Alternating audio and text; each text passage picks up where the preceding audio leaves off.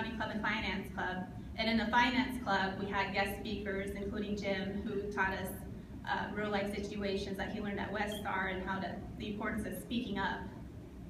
And we had a financial planner that also came in, and he was very enthusiastic about, like, if I knew now what I knew then, I would just be so rich, and you guys are so lucky, and you need to start saving now, and is this going to grow and you'll be millionaires?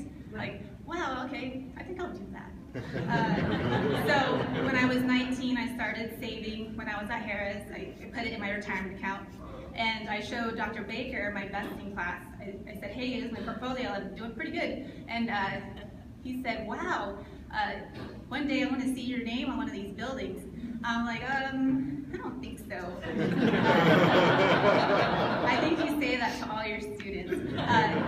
But it helped me think that there was a possibility that could be me. And like, with all my successes, and I just like, wow, you know, that might happen.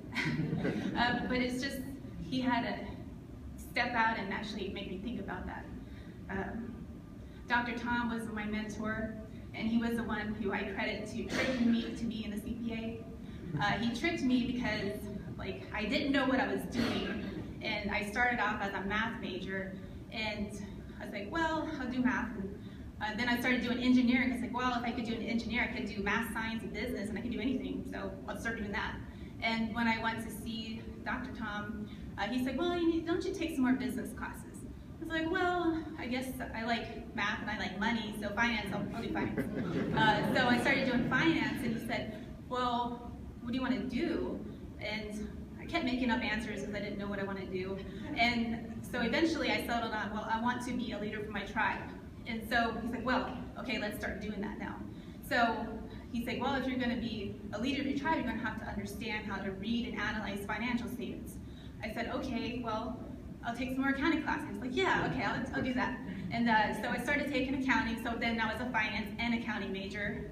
And he said, you know, if you could put that you have the ability to sit for the CPA exam on your resume, you would get in. You'd get a job better, and people would make you more marketable. I was like, oh, okay, well, I'll do that. So I started taking more classes, and it was 150 hours, went past my graduation date, and he's like, you know, now that you've got it, you gotta take the exams. I go, oh, well, I got it this far, I think I could take them, this could be really hard, isn't it? He's like, well, after the end, I want to give you a steak dinner, so, I was like, well, how about after every test, because there's 4 tests.